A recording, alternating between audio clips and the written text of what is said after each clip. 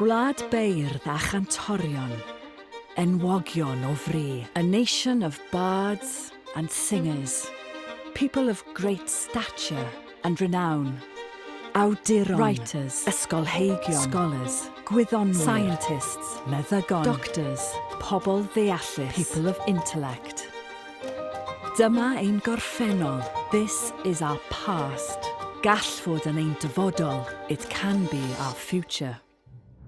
Mae Cymdeithas Ddysgedig Cymru yn croesawu meddylwyr o bob cefndir.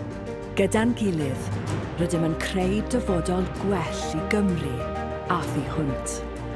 The Learned Society of Wales welcomes thinkers from all backgrounds.